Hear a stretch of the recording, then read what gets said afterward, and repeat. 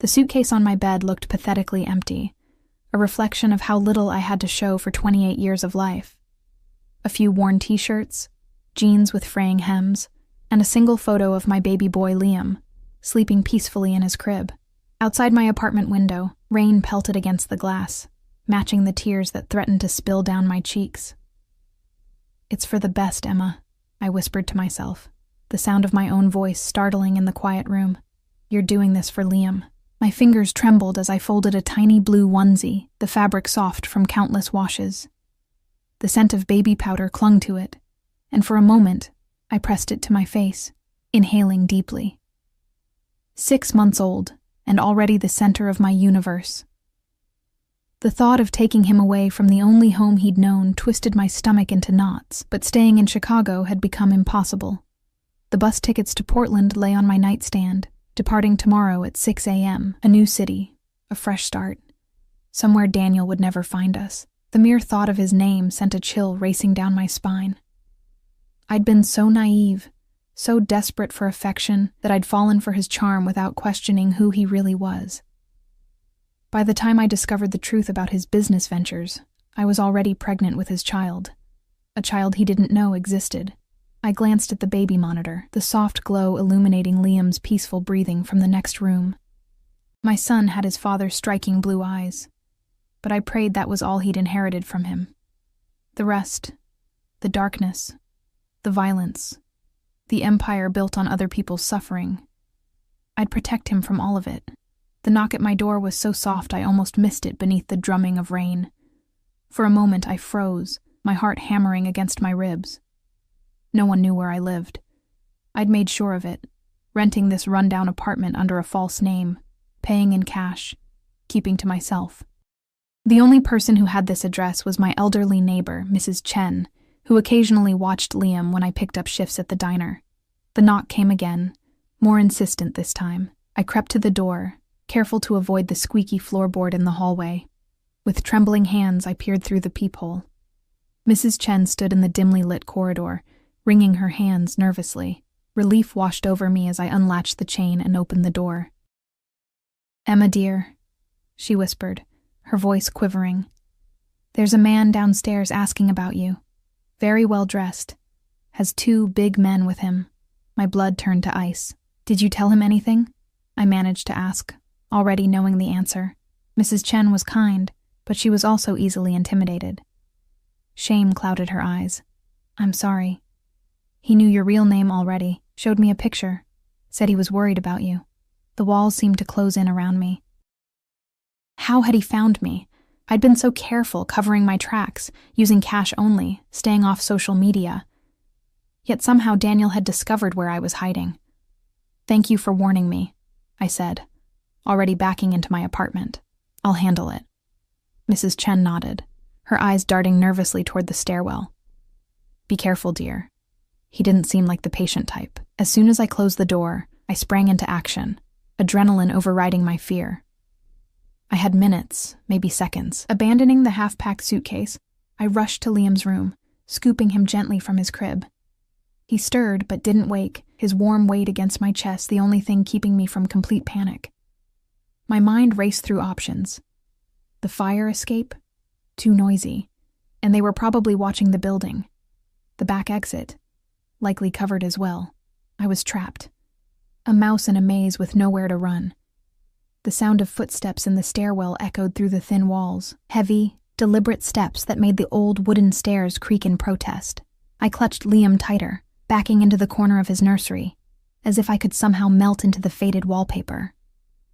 The footsteps stopped outside my door. No knock this time. Just the metallic scrape of a key sliding into the lock. A key. He had a key to my apartment. The door swung open slowly, the hinges groaning. I held my breath, pressing myself against the wall, knowing there was nowhere to hide, no escape from what was coming. Then I heard his voice, smooth as velvet and just as suffocating. "Emma? I know you're here. Daniel Valenti, the man whose bed I'd shared for 8 months before discovering the truth. The father of my child, the head of Chicago's most feared crime family. His expensive cologne reached me before he did. That familiar blend of sandalwood, and something darker, more dangerous. I'd once found that scent intoxicating. Now it made me want to gag. I could run to the window, scream for help. But what good would it do? Daniel owned half the police force in this district, and even if someone did come, they'd never stand a chance against his men. So I stayed frozen, clutching our sleeping son as Daniel's footsteps moved methodically through my small apartment. The squeak of my bedroom door opening, the rustle as he examined the half-packed suitcase on my bed, planning a trip without saying goodbye. His voice was closer now, just outside the nursery. "That's not very polite, Emma." The nursery door swung open, and there he stood, Daniel Valenti, framed in the doorway like a predator who'd finally cornered his prey. 6 feet of lethal grace in a tailored charcoal suit that probably cost more than 6 months of my rent. His dark hair was immaculate as always, styled to perfect dishevelment, but it was his eyes that held me captive. Blue as Arctic ice and just as merciless. For a long moment he simply stared at me, his expression unreadable. Then his gaze dropped to the bundle in my arms, and something shifted in those cold eyes. "You've been keeping secrets," he said softly, taking a step into the room. I instinctively backed up until I hit the wall. "Stay away from us." A smile curved his lips, but it didn't reach his eyes. "Is that any way to greet the father of your child?" "How did you find me?" I demanded, my voice barely above a whisper. Daniel moved further into the room, his gaze never leaving Liam. "Did you really think you could hide from me, Emma? In my own city?" He shook his head, as if disappointed by my naivety. "I've known where you were for months. I was giving you space, waiting for you to come to your senses." The revelation struck me like a physical blow. All this time I'd believed I was hidden, protected, when in reality, he'd been watching me, monitoring my every move. "Why now?" I asked, clutching Liam tighter as he began to stir against my chest. Daniel's eyes hardened. "Because you were planning to take my son across the country tomorrow." He nodded toward the nursery window, where one of his men was clearly visible, standing guard in the alley below. "Did you think I wouldn't have people watching the bus stations, checking passenger manifests?" My mind reeled. He knew about Portland.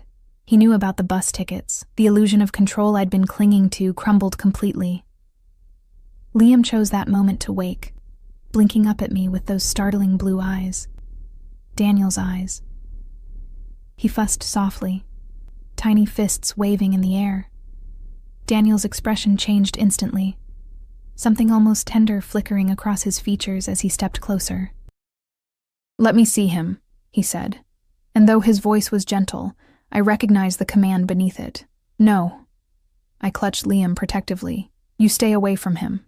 Emma." My name was a warning on his lips. "Don't make this difficult. I'm not here to hurt either of you.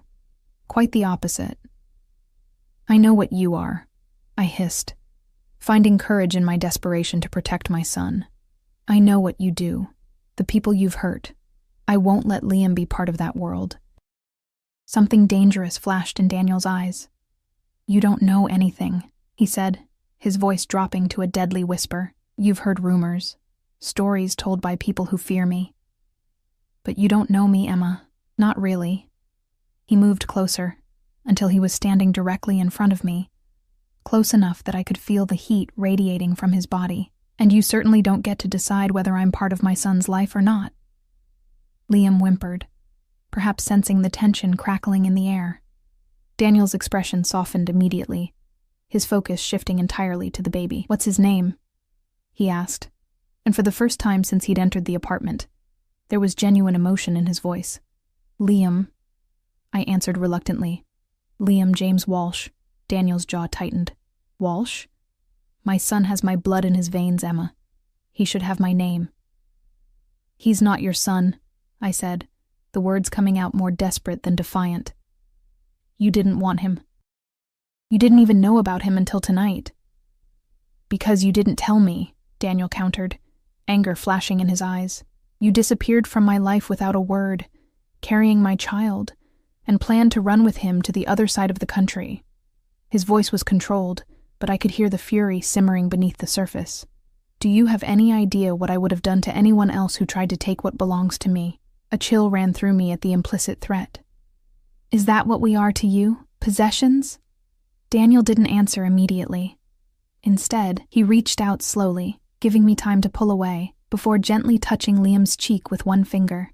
The contrast was jarring, those deadly hands that I knew had ordered unspeakable things, now touching my baby with such reverence. "He has my eyes," Daniel murmured, a note of wonder in his voice. Despite everything, I couldn't deny the truth of his observation. "Yes." Liam, surprisingly, didn't cry at the stranger's touch. Instead, he blinked up at Daniel with curious eyes, then yawned widely. Something shifted in Daniel's expression, a softening I'd never seen before. For a brief moment, I glimpsed the man I'd fallen in love with. Before I knew who he really was, before I discovered the empire of fear he'd built. "I'm taking you both home with me tonight," he said, his tone making it clear this wasn't a request. Panic surged through me. "No. We're not going anywhere with you." Daniel's eyes hardened again. "This isn't a negotiation, Emma. This apartment isn't safe for my son. The neighborhood is dangerous, the building is falling apart, and there's no security. He deserves better than this, better than a father who kills people." The words escaped before I could stop them. His expression didn't change, but the temperature in the room seemed to drop several degrees. "Careful, Emma.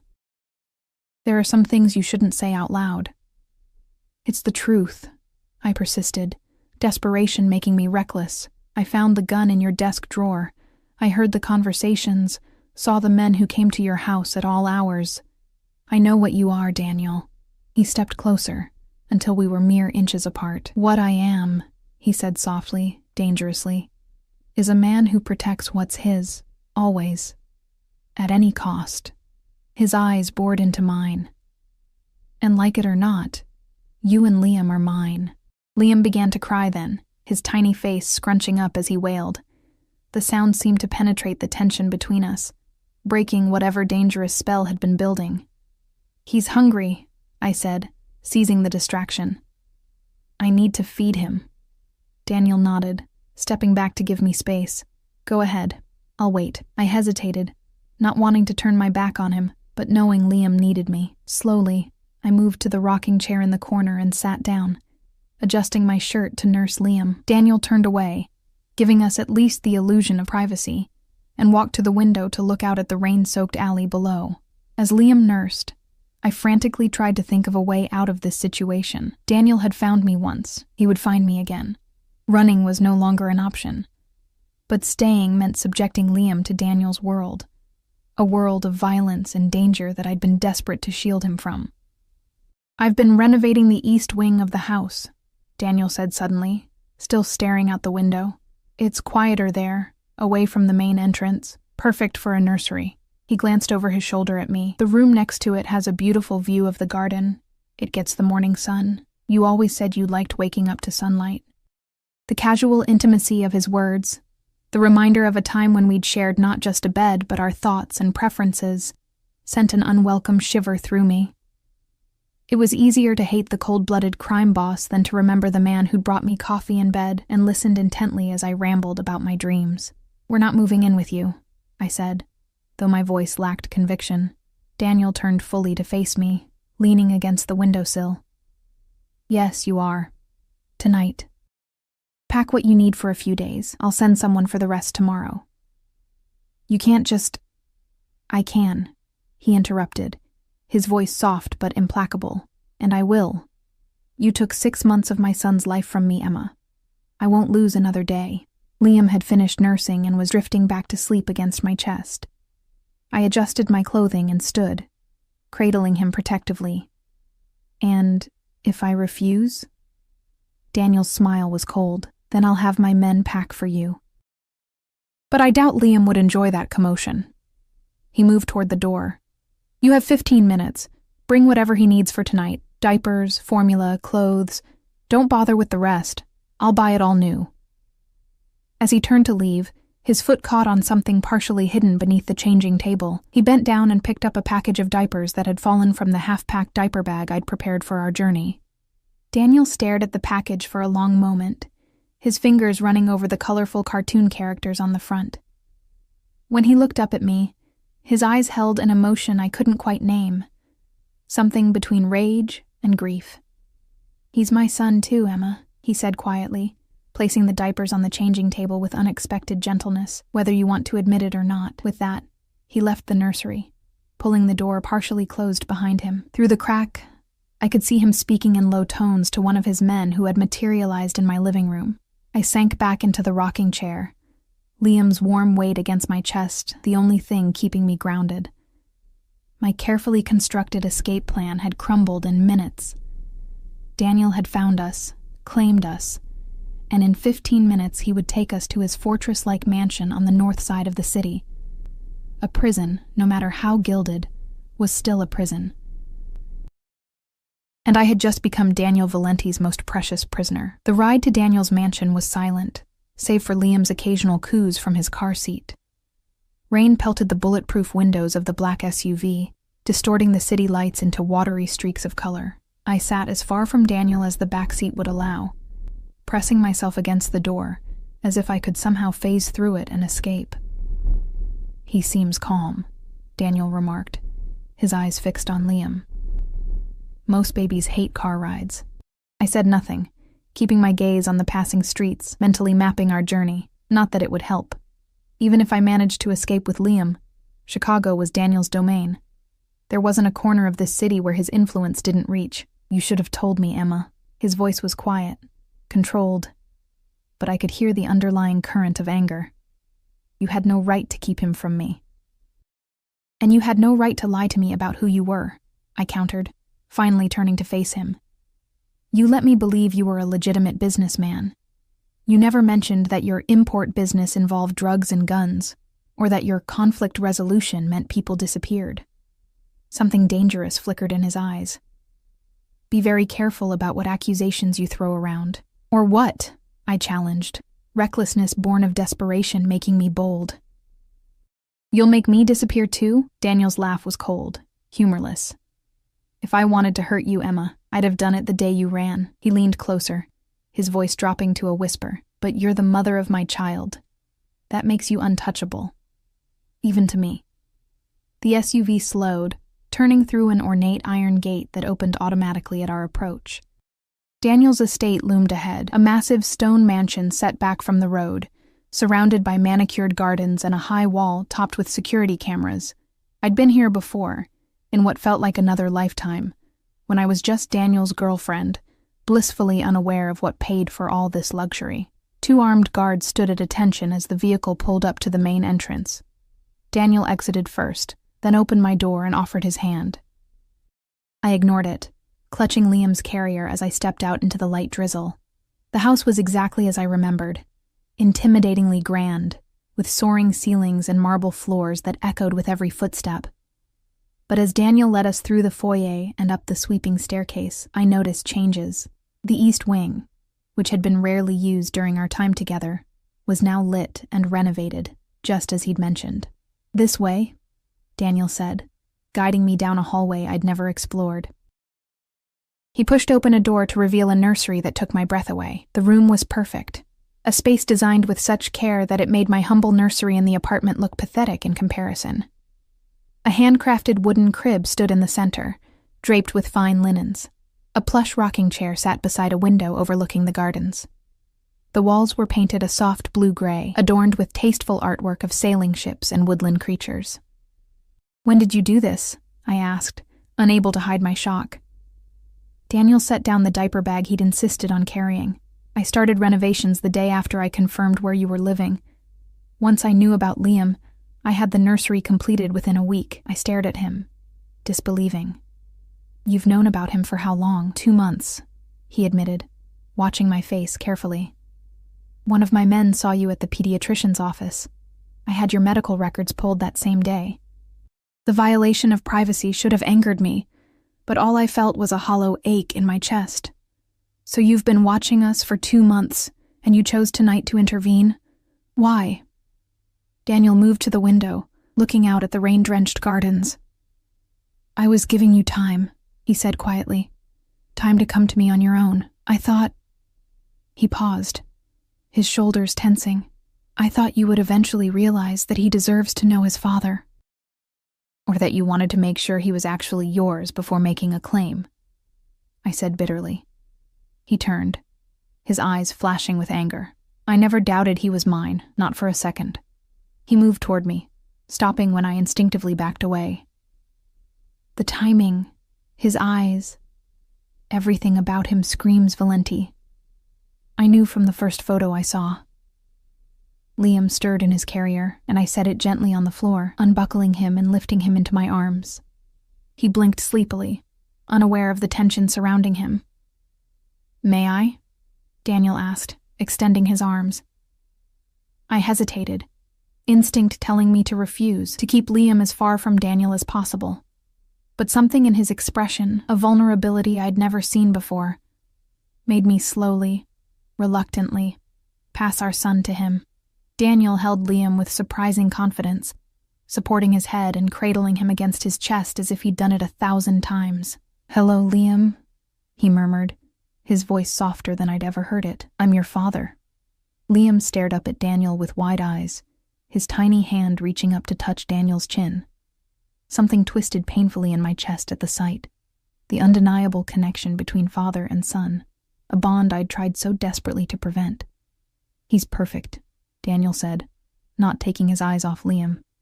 "Absolutely perfect. He needs consistency," I said, finding my voice. "A normal life. Not this." I gestured to our opulent surroundings, to the armed guards I knew patrolled the grounds. Daniel's expression hardened. "And what kind of life were you giving him in that rundown apartment? Working double shifts at a diner? Leaving him with an elderly neighbor? Barely making rent?" His voice was cutting. "Don't pretend this was about what's best for him. This was about keeping him from me." The accusation stung, partly because it contained a grain of truth. "I was protecting him," I insisted. "From what?" Daniel demanded, his voice rising slightly before he controlled it, conscious of the baby in his arms. "From a father who would give him everything? Security, education, opportunities you couldn't dream of providing on your own? From becoming like you," I whispered, the words hanging heavy in the air between us. Daniel went very still, his eyes locked on mine. For a moment I feared I'd pushed him too far. Then he looked down at Liam, who had fallen asleep against his chest, tiny fingers curled into the fabric of his expensive shirt. "I am what I had to become," he said finally, his voice low. "But Liam will have choices I never had." Before I could respond, there was a soft knock at the door. A woman entered, older, with silver-streaked dark hair and a kind but no-nonsense expression. I recognized her immediately. Maria, Daniel's housekeeper, who had been more of a mother to him than his own had ever been. "Everything is ready, Mr. Valenti," she said, her accent still thick despite decades in America. Her eyes fell on Liam, and her face softened. "So this is the little one. Maria." "You remember Emma," Daniel said, a subtle warning in his tone that this was not the time for questions. Maria nodded to me, her expression carefully neutral. "Of course." "Welcome back, Miss Walsh. Your room is prepared, adjoining the nursery as requested." My room. The words sent a chill through me. This wasn't a visit. It was a relocation. Permanent, if Daniel had his way. "Thank you," I managed, unsure what else to say. "I'll leave you to get settled," Maria said, backing toward the door. "Dinner will be ready whenever you wish to eat." Once she was gone, Daniel gently transferred the sleeping Liam back to my arms. "You must be exhausted," he said, studying my face with unsettling intensity. "Get some rest. We'll talk more tomorrow." He moved to leave, but I caught his arm, surprised by my own boldness. "Daniel, wait. I need to know. What happens now?" He covered my hand with his, the touch sending an unwelcome spark through me. "Now you both stay here, where I can protect you, where Liam can grow up with every advantage, knowing both his parents." "And if I don't want that?" I asked, needing to test the boundaries of my new cage. Daniel's smile didn't reach his eyes. "I think we both know that's not an option, Emma." He gently removed my hand from his arm. "This is your home now. The sooner you accept that, the happier we'll all be. With that," he left, closing the door quietly behind him. I stood in the center of the perfect nursery, my sleeping son in my arms, listening to the fading echo of Daniel's footsteps in the hallway. I moved to the window, looking out at the rain-slick gardens and the high stone wall beyond. Guards patrolled the perimeter, barely visible in the darkness, not to keep intruders out, I realized with a sinking heart, but to keep us in. Carefully, I laid Liam in his new crib, tucking the soft blanket around him. He stirred but didn't wake, his peaceful expression a stark contrast to the turmoil inside me. I trailed my fingers over the expensive wood of the crib, the hand-embroidered linens, all the things I could never have provided for him on my waitress salary. Was Daniel right? Had I been selfish, denying Liam a life of privilege out of fear and resentment? Or was I right to want to shield him from the violence and darkness that shadowed Daniel's world? I explored the adjoining room, my new prison cell. Luxurious as it was, a king-sized bed dominated the space, dressed in cream-colored linens that probably cost more than a month's rent at my apartment. Fresh flowers sat on the bedside table, their subtle fragrance filling the air. The bathroom was all marble and gold fixtures, with a tub large enough to swim in. Everything I could possibly need had been provided, right down to a closet already filled with clothes in my size. The thought of Daniel planning this, selecting these items for me, sent a shiver down my spine. How long had he been preparing for this moment? How confident had he been that he would eventually bring us here? I returned to Liam's crib, watching his tiny chest rise and fall with each breath. 6 months of running, of looking over my shoulder, of struggling to make ends meet, all undone in a single night. I'm sorry, I whispered to my sleeping son. I tried to give you a different life. But as I sank into the rocking chair beside his crib, a treacherous thought wormed its way into my mind.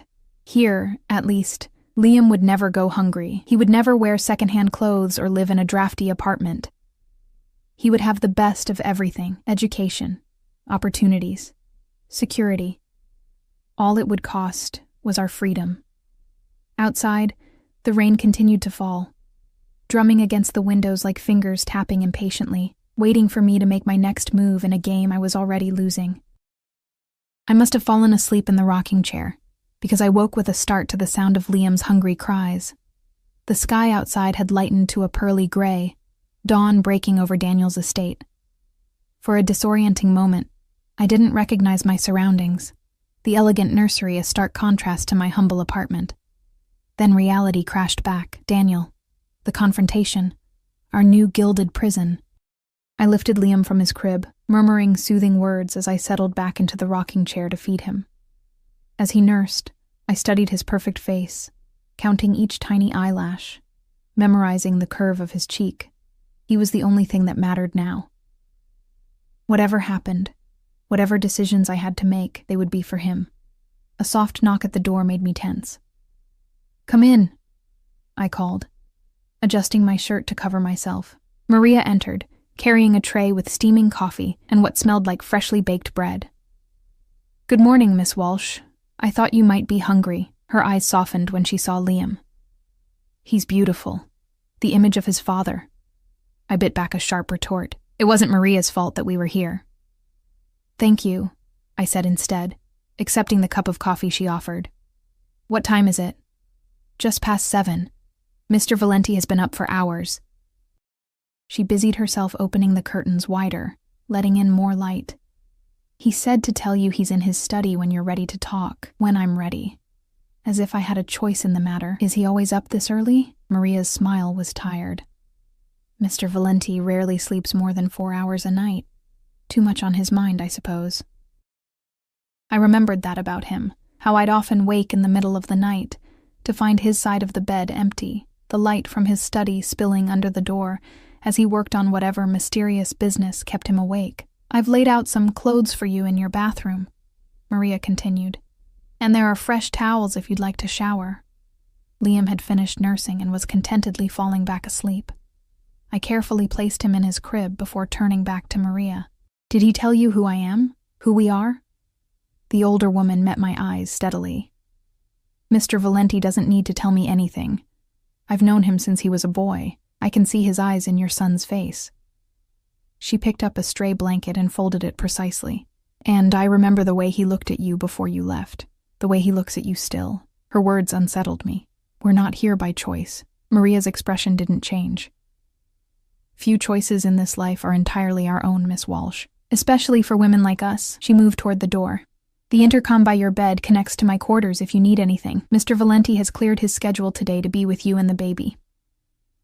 After she left, I showered quickly, the hot water failing to wash away the anxiety clinging to me like a second skin. The clothes Maria had laid out fit perfectly. Soft jeans and a cashmere sweater in a shade of blue I'd once mentioned was my favorite. The attention to detail was unsettling. It spoke of planning, of careful preparation for our arrival. Liam was still sleeping peacefully when I finished dressing. I kissed his forehead gently before leaving the nursery, making sure the baby monitor was on so I could hear if he woke. Finding Daniel's study wasn't difficult. I'd been there before, in our previous life together. The large mahogany doors were unmistakable, dominating the west wing of the mansion's second floor. I hesitated outside, gathering my courage before knocking softly. "Come in." His voice was calm, expectant.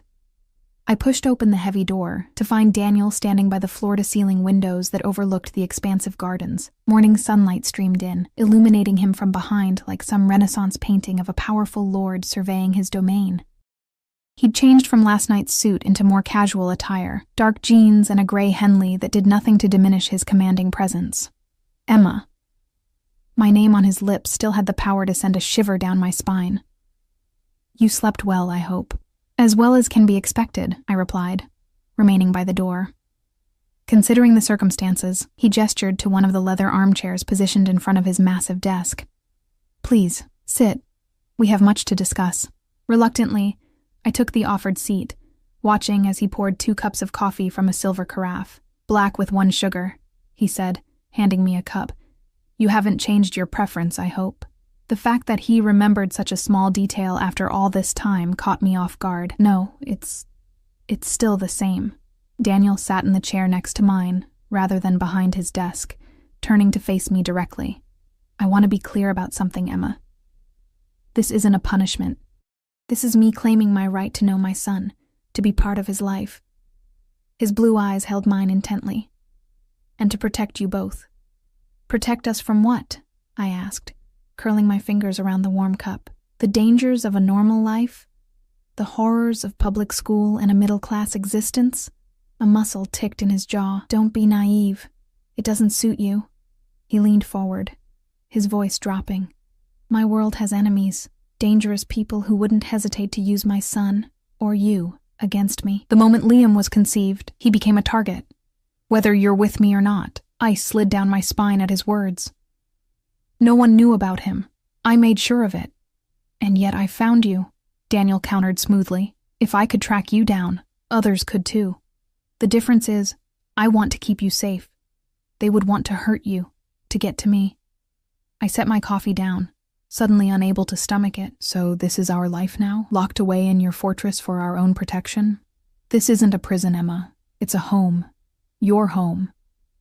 He gestured to the windows. "The grounds are extensive. There's a pool, gardens, a private theater.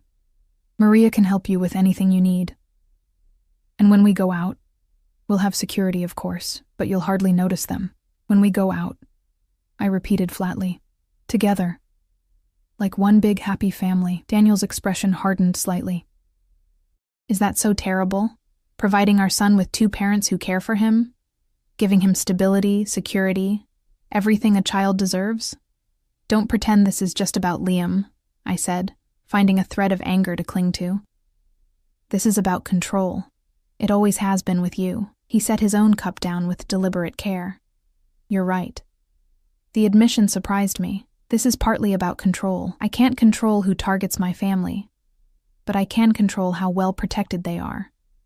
His eyes locked with mine. "And yes, I want to control whether my son grows up knowing me or believing I abandoned him. Whether he has my name, my protection, my legacy." "Your legacy," I echoed bitterly. "Is that what you want for him, to follow in your footsteps, to become—" "Careful," he warned, his voice deceptively soft. I pushed on, recklessness fueling me. "To become what, Daniel?" A criminal? A killer? Is that the legacy you're so eager to pass on? In one fluid motion, he was on his feet, towering over me.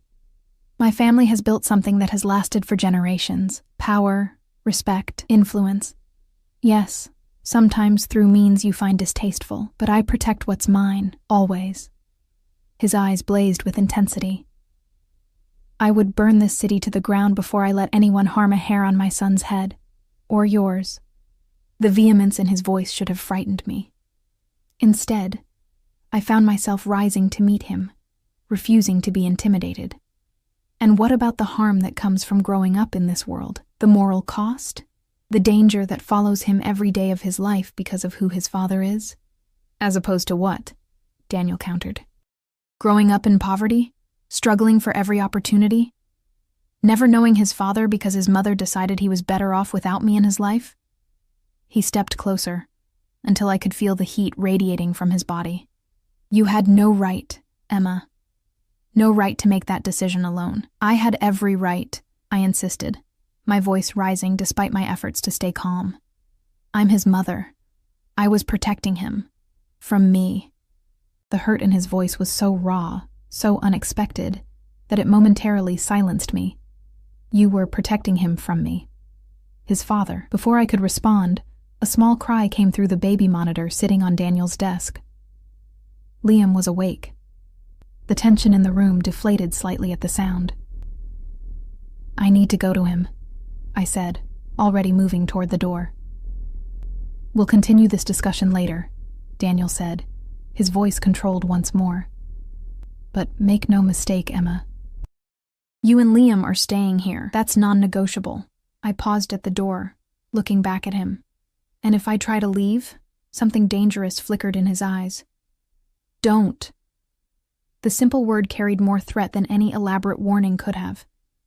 In the nursery, I found Liam fully awake, kicking his little legs in the air. His face lit up when he saw me, a toothless grin that momentarily pushed away the darkness of my confrontation with Daniel. Good morning, my love, I murmured, lifting him into my arms. Did you sleep well in your fancy new crib? As I changed his diaper, I heard footsteps approaching. Daniel appeared in the doorway, watching us with an unreadable expression. May I come in? He asked, a formality that seemed at odds with his earlier declarations of ownership. I nodded stiffly, focusing on dressing Liam in one of the new outfits that had mysteriously appeared in his dresser overnight. Daniel approached slowly, as if afraid of startling us. I thought perhaps we could have breakfast together, as a family. The last word held a weight, a significance that hung in the air between us. Family, I repeated, testing the word. Is that what we are? It's what we should be, he replied, his gaze fixed on Liam. It's what I want us to be. I looked up at him. Really looked, trying to reconcile the dangerous man I knew he was with the father he was trying to become. And what happens when your business interferes with family time, when someone needs to be dealt with during Liam's birthday party? Daniel's jaw tightened. My personal life and my business are separate matters. Are they? Because from where I'm standing, they seem inextricably linked.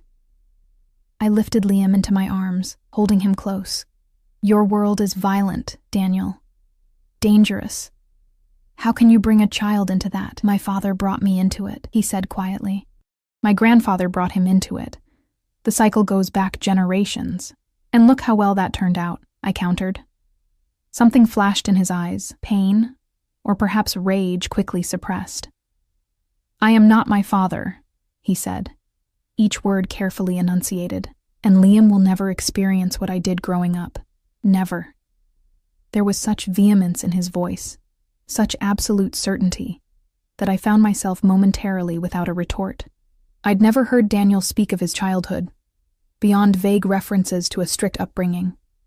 But the intensity in his eyes hinted at wounds that ran deeper than I'd imagined. Daniel, breakfast is ready when you are, he interrupted, clearly unwilling to continue that line of conversation. Maria has prepared everything in the garden room. It's a beautiful morning, and I thought Liam might enjoy seeing the flowers. The sudden shift to domestic normalcy was jarring. This man, who minutes ago had essentially threatened me if I tried to leave, was now calmly discussing breakfast plans as if we were any normal family. But we weren't normal. We would never be normal, and the sooner I accepted that reality, the better equipped I would be to navigate this new life, to find the cracks in my gilded cage, to protect Liam from the darkness of his father's world. "We'll be down shortly," I said, my tone deliberately neutral. Daniel nodded, reaching out to gently touch Liam's cheek before turning to leave. At the door, he paused, looking back at me with an expression I couldn't quite decipher. "I meant what I said, Emma. I want us to be a family, a real family." His voice softened. "I know you don't trust me. You have reasons not to, but for Liam's sake, for all our sakes, I hope that can change." The garden room was a space I'd never seen during my time with Daniel before. A recent addition, with glass walls that created the illusion of dining directly among the manicured grounds. Morning sunlight streamed through, casting everything in a golden glow that felt mockingly cheerful given my circumstances. Maria had outdone herself with breakfast. The table was laden with fresh fruit, pastries, eggs prepared 3 different ways, and a carafe of orange juice that smelled freshly squeezed. It was the kind of spread you'd see in a luxury hotel, not a private home, even one as grand as this. I settled Liam into a high-end baby seat that had mysteriously appeared, complete with toys dangling at the perfect height for his curious fingers. Everything I could possibly need for him was already here, as if Daniel had been collecting baby items for months, waiting for the moment he could bring us home. "This is excessive," I said, gesturing at the elaborate spread as Daniel pulled out my chair. He took the seat opposite mine, his movements precise and controlled. "I wanted your first morning here to be special." "Special," I echoed, serving myself a small portion of eggs mostly to have something to do with my hands. "Is that what you call being forced to live somewhere against your will?" Daniel's expression didn't change, but I saw his knuckles whiten slightly around his coffee cup. "You make it sound like I've locked you in a dungeon, Emma. Look around you." He gestured to the sunlit garden beyond the glass. "This is hardly a prison. A gilded cage is still a cage," I countered, though the fight had gone out of my voice. I was exhausted, emotionally, physically, and the battle seemed pointless in the face of his absolute control.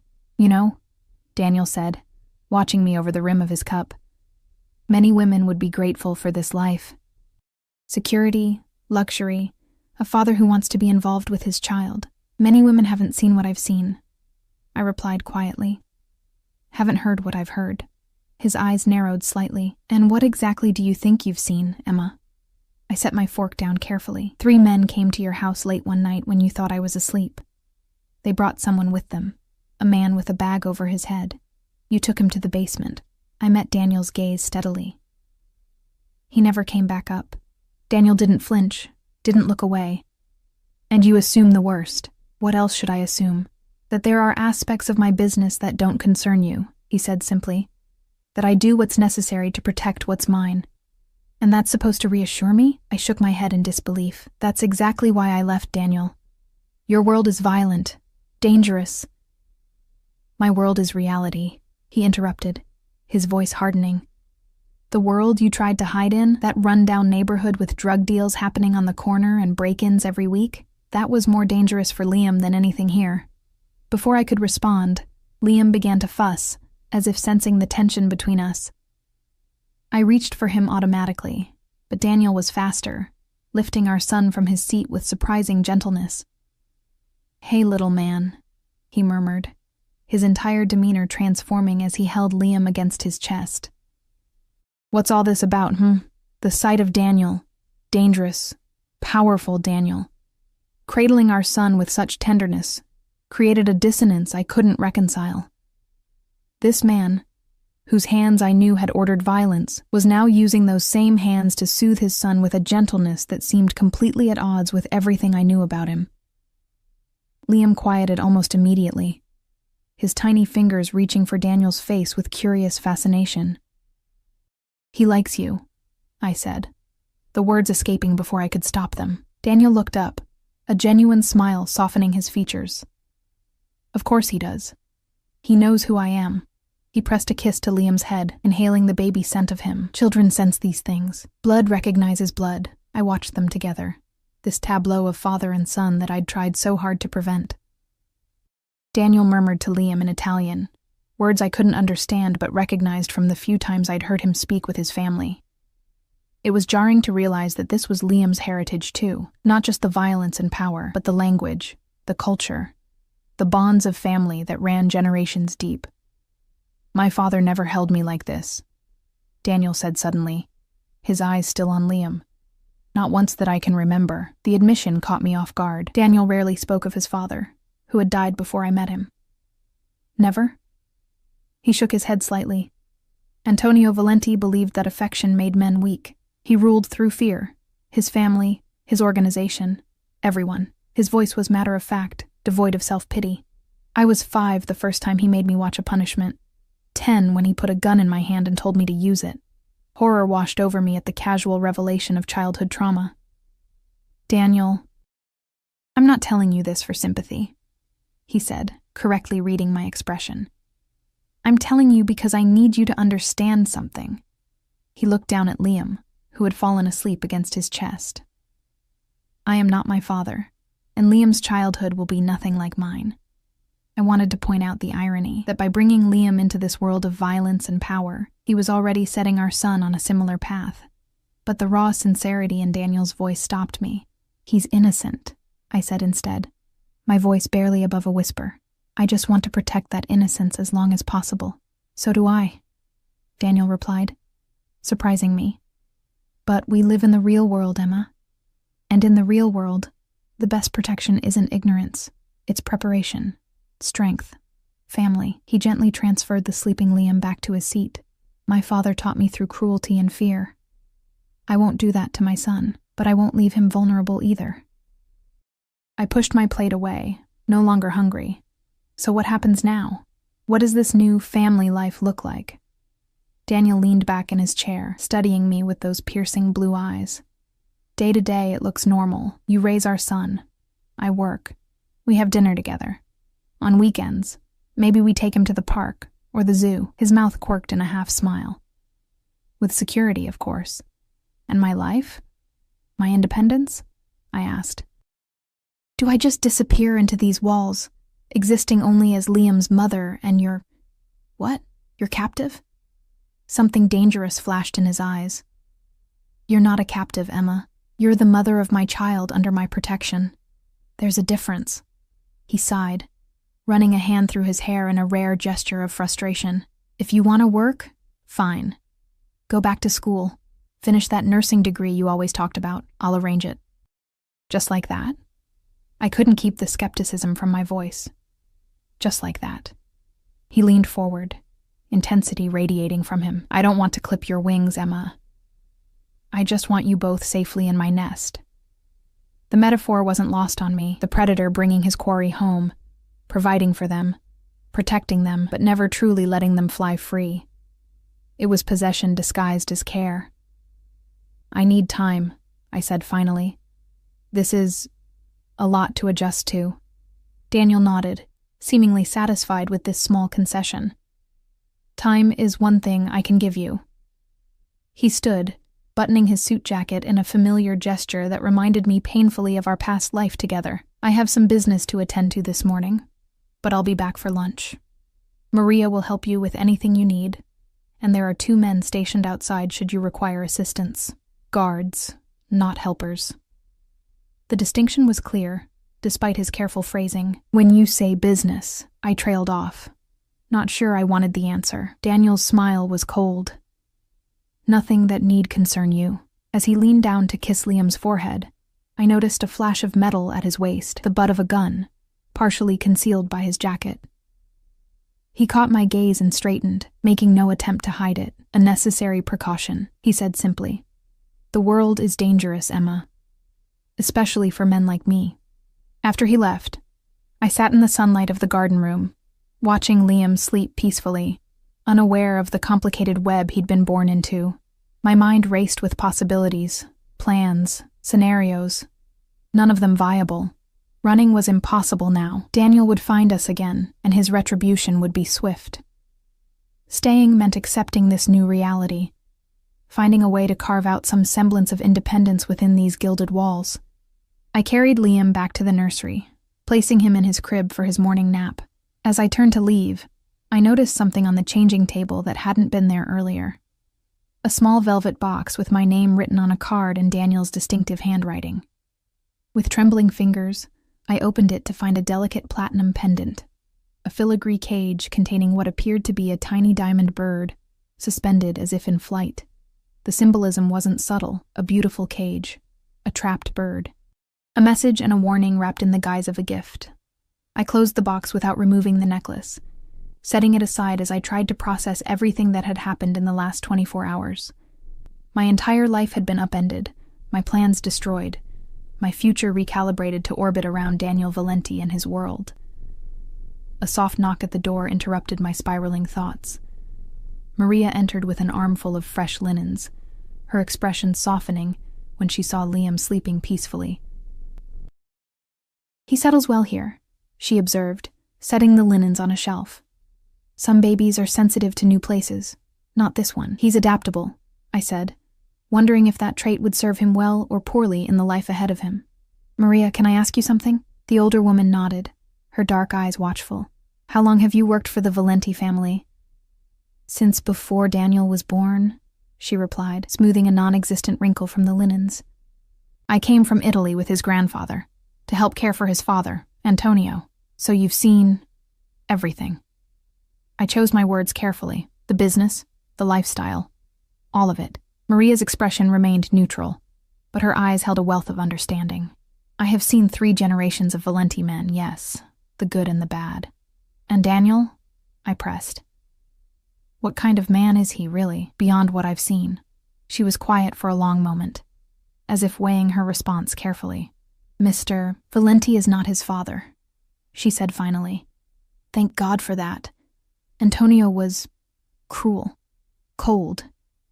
He saw weakness as something to be punished, not protected." She glanced at Liam, her expression softening. "Daniel has his father's strength, his determination, but not his cruelty. He protects what he loves, fiercely. Sometimes too fiercely. Is that supposed to reassure me?" I asked, unable to keep the bitterness from my voice. Maria looked at me directly, her gaze unflinching. "In this world, Miss Walsh, there are no guarantees, only choices between difficult paths." She moved toward the door, pausing before she left. "But I will tell you this. I have never seen Daniel look at anyone the way he looks at you and that child. Whatever else he is, whatever else he does, that love is real." After she was gone, I sat in the rocking chair by Liam's crib, Maria's words echoing in my mind. Love. Was that what this was? This possessive, controlling behavior that Daniel called protection? I thought back to our time together before I knew the truth, the tenderness he'd shown me, the way he'd listened when I talked about my dreams, the rare moments of vulnerability when he'd let his guard down completely. Had that been real, or just another facet of his manipulation? And even if it had been real, could love exist alongside the darkness I knew lived within him? Could I learn to accept both sides of him? For Liam's sake? For my own? The questions swirled in my mind, unanswerable. For now, all I could do was watch over my sleeping son and try to find a path forward through the beautiful, dangerous labyrinth that Daniel Valenti had built around us. 3 weeks passed in a strange limbo of domestic routine and unspoken tension. Each day blended into the next, marked by Liam's schedule of feedings and naps, quiet meals with Daniel when he was home, and long hours alone exploring the mansion's vast rooms and gardens. Daniel had been true to his word about giving me space. He never pushed for more than I was willing to give, maintaining a careful distance that was both a relief and, strangely, a disappointment. Each night, he kissed Liam goodnight, and then retreated to his own suite, leaving me alone in my adjoining room to the nursery. But I wasn't naive enough to mistake space for freedom. The estate was heavily guarded, the gates monitored constantly. When I asked to go shopping, 2 security men accompanied us, maintaining a discreet but unmistakable presence. When I took Liam for walks in the extensive gardens, I noticed cameras tracking our movements, and occasionally caught glimpses of men patrolling the perimeter. A beautiful prison, but a prison nonetheless. Yet as days turned to weeks, I found myself settling into a rhythm, finding small pockets of normalcy within this bizarre new reality. Daniel had arranged for my things to be brought from the apartment. My books, my few pieces of jewelry, the handmade quilt my grandmother had given me before she died. These familiar objects helped anchor me, reminders of who I was beyond Daniel Valenti's woman or Liam's mother. I was arranging these books on a shelf in my room when Daniel appeared in the doorway, watching me with those intense blue eyes. "May I come in?" he asked, always careful to respect the boundaries of my space. I nodded, shelving the last book before turning to face him. He looked tired, I realized. The past weeks had etched new lines around his eyes, a tightness in his jaw that hadn't been there before. "I have to go out of town," he said without preamble. "Business in New York. I'll be gone for 3 days." Something fluttered in my chest, hope, perhaps, at this first real opportunity to be free of his watchful presence. "When do you leave?" "Tonight." He moved further into the room, maintaining a careful distance between us. "The house will be fully staffed, and Marco will be in charge of security. If you need anything at all, you call him directly." I nodded, struggling to hide the calculations already running through my mind. 3 days without Daniel, 3 days to plan, to think, maybe even to... "Don't," he said softly, reading my expression with unsettling accuracy. "Whatever you're thinking, Emma, don't." "I don't know what you mean," I replied, turning away to straighten books that were already perfectly aligned. In 3 quick strides, he crossed the room, his hand gently but firmly catching my wrist. "Look at me." Reluctantly, I met his gaze. "I know you're not happy here yet," he said, emphasizing the yet in a way that sent a chill down my spine. "I know you still see this as captivity rather than protection, but I need you to understand something." His grip tightened slightly. "If you try to leave while I'm gone, I will find you. No matter where you go, no matter how well you hide, I will find you again." "And then what?" I challenged, refusing to be intimidated. "You'll drag me back here? Lock me in a room? What happens the 3rd time I run, Daniel? Or the 4th? Something dangerous flickered in his eyes. "There won't be a 3rd time, Emma. Because you're smarter than that." He released my wrist, stepping back. "And because deep down, you know this is where you and Liam belong." Before I could formulate a response, Liam's cries came through the baby monitor. I moved to go to him, but Daniel touched my arm, stopping me. "Let me," he said. And there was something in his voice, a vulnerability, a request rather than a command, that made me nod in agreement. I followed him to the nursery, watching from the doorway as he lifted Liam from his crib with practiced ease. In the weeks we'd been here, Daniel had thrown himself into fatherhood with a dedication that continually surprised me. He changed diapers, gave bottles, seemed to genuinely delight in every small development in Liam's rapidly changing world. "Hey, little man," he murmured, cradling Liam against his chest.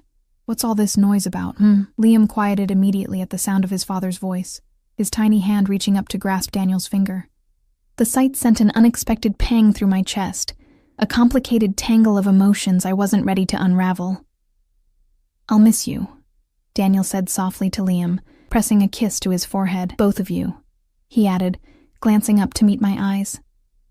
Something in his expression made it hard to breathe. An intensity, a hunger that had nothing to do with power or control. For a moment, I glimpsed the man I'd fallen in love with, before I knew the truth about him. The man who'd brought me coffee in bed, who'd listened for hours as I talked about my dreams, who'd looked at me as if I were the most precious thing in his world. But that man was a fiction, I reminded myself harshly, a carefully constructed facade hiding the real Daniel Valenti. The man who'd threatened me, who'd forced us into this gilded cage, who carried a gun as casually as others carried car keys. "We'll be fine," I said, my voice cooler than I intended. "It's only 3 days." And Daniel handed Liam to me, his fingers brushing mine in the transfer. The brief contact sent an unwelcome spark through me, a reminder of the chemistry that had always existed between us, even now. 3 days, he echoed, his gaze lingering on my face. "I'll call to check in." After he left, I sat in the rocking chair, Liam nestled against me, and allowed myself to think about escape for the first time in weeks. Without Daniel's overwhelming presence, the possibility seemed more real, more tangible. But the logistics were daunting. The estate was heavily guarded. I had no car, no money, no allies who weren't loyal to Daniel first. And then there was the question that had been haunting me with increasing frequency. Was leaving still what I wanted? Liam was thriving here. He had everything a baby could need: security, comfort, 2 parents who adored him. And I was no longer struggling to make ends meet, no longer working double shifts at a diner, leaving my son with whoever was available. I had time with him now, unrushed, precious time watching him grow. The prison had become comfortable, and that realization terrified me more than any of Daniel's veiled threats. Daniel had been gone for just over 24 hours when it happened. I was in the garden with Liam, enjoying the unseasonably warm afternoon, when I noticed Maria hurrying toward us, her usually composed face tight with tension. "Miss Walsh," she called, her voice strained. "You need to come inside, now." Something in her tone made me scoop Liam up immediately, hurrying to meet her. "What's wrong?" "Inside first," she insisted, already ushering me toward the house. I noticed 2 security men had materialized nearby, scanning the grounds with alert eyes. In the kitchen, Maria closed and locked the door behind us, drawing the curtains over the windows. "Mr. Marco asked me to keep you and the baby in the safe room until he gives the all clear," she explained, already moving toward a panel in the wall I'd never noticed before. "Safe room. Maria, what's happening?" Fear clutched at my throat, made worse by her obvious reluctance to explain. She pressed her palm against the panel, revealing a hidden keypad. "There's been a situation with one of Mr. Valenti's business rivals." She punched in a code, and a section of the wall slid open, revealing a reinforced door. "It's just a precaution, but Mr. Marco insists." A precaution. The clinical word barely masked the reality. We were in danger. The violence of Daniel's world had finally reached us, exactly as I'd feared it would. The safe room was more like a small apartment, with basic furnishings, a bathroom, and what looked like enough supplies to last for days. Maria helped me settle Liam, who was growing fussy, sensing the tension around him. "How long do we need to stay here?" I asked, trying to keep my voice calm for Liam's sake. "Just until Mr. Marco gives the all clear," Maria repeated, though I noticed she avoided my eyes. "Try to rest. I'll bring you updates as I have them." After she left, the reinforced door sliding shut with a pneumatic hiss, I sat on the edge of the bed, Liam cradled in my arms, my mind racing. This was the reality I'd been dreading. The inevitable moment when Daniel's criminal activities endangered our son, all his talk of protection, of keeping us safe. And yet here we were, locked in a panic room because someone was threatening us. Hours passed. Liam fell asleep, oblivious to the danger. I paced the small room, checking my phone periodically, though there was no signal here. Finally, the intercom on the wall crackled to life. "Emma?" Daniel's voice, tense and urgent. I rushed to the speaker. "Daniel, what's happening? Where are you?" "Still in New York." His voice was clipped, controlled, but I could hear the underlying fury. "Are you and Liam all right?" "We're fine," I assured him, but locked in a safe room with no explanation. "Daniel, what's going on?" There was a brief pause. "Someone tried to breach the estate's security. My men handled it, but I'm not taking any chances. Stay where you are until I get home." "When will that be?" I asked, hating the tremor in my voice. "I'm on my way now. Private jet. 3 hours, maybe 4. His voice softened slightly. "I'm sorry, Emma. This shouldn't have happened." After he disconnected, I sat beside Liam's makeshift crib, watching him sleep peacefully, unaware of the danger lurking beyond our reinforced walls. All my fears, all my objections to raising him in Daniel's world, had been validated in the most terrifying way. And yet, paradoxically, I found myself grateful for the very security measures I'd resented. The guards, the cameras, the safe room that now protected us. Without them, what would have happened today? True to his word, Daniel returned just over 3 hours later. When the safe room door opened, he stood there, still in his travel clothes, his face haggard with worry and rage barely held in check. "Emma," he breathed, crossing the room in 3 long strides and pulling me into his arms. I should have resisted, should have maintained the careful distance I'd established between us. Instead, I found myself melting against him, the fear of the past hours dissolving in the solid strength of his embrace. "Are you hurt?" he demanded, pulling back to examine my face. "Either of you?" "We're fine," I assured him, surprised by the tremor in my voice. "Just scared." "Daniel, what happened? Who tried to get in?" His expression darkened. "Men working for Alexei Baranov. A Russian who's been trying to move into my territory for months. And did your men—" I couldn't bring myself to finish the question. Daniel's eyes met mine unflinchingly. "2 of Baranov's men won't be reporting back to him. The 3rd is being questioned." The cold pragmatism with which he delivered this news should have horrified me. Instead, I felt a strange, guilty relief. These men had come for us, for my baby, and they had been stopped, permanently. Was this because of us? I asked quietly. Were they targeting Liam and me specifically? Daniel's jaw tightened. Yes. Baranov thought if he could get to you, he could control me. His hands clenched into fists at his sides. He was wrong. I moved to Liam's crib, watching his peaceful sleep, untouched by the violence that had swirled around him. "This is what I was afraid of," I whispered. "This is why I ran." Daniel came to stand beside me, his presence both comforting and intimidating. "And yet, if you had been anywhere else, that apartment, some anonymous town across the country, you wouldn't have had 20 armed men protecting you. You wouldn't have had a safe room to retreat to." His voice dropped lower. "You and Liam would be gone, and I would have lost everything." The raw honesty in his voice made me look up at him. For the first time, I saw past the powerful facade to the vulnerability beneath. The genuine fear at the thought of losing us. "What happens now?" I asked. "Baranov will be dealt with," he said simply. "Permanently. No one threatens my family and lives to tell about it." I should have been appalled by the casual way he spoke of murder. Instead, I found myself nodding, a primitive part of me approving of this lethal protection. What did that say about me? About what I was becoming in this world? "And us?" I pressed. "What happens to us, Daniel?" He turned to face me fully, his eyes intense. "That depends on you. Today proved what I've been telling you all along. The world is dangerous, Emma. I can't change that, but I can protect you from it." He reached out slowly, giving me time to pull away before cupping my cheek in his palm. "Stay. Not as my prisoner, but as my partner. Let me keep you both safe." I wanted to argue, to point out that the danger itself stemmed from his lifestyle, his choices. But the events of the day had shaken me to my core. Out there, alone, we would be vulnerable. Here with Daniel, we were protected. By walls and guards, yes, but also by the absolute, terrifying devotion of a man who would burn the world to keep us safe. Was that love? I didn't know anymore, but as I looked at my sleeping son, then back at Daniel, I realized I was willing to find out.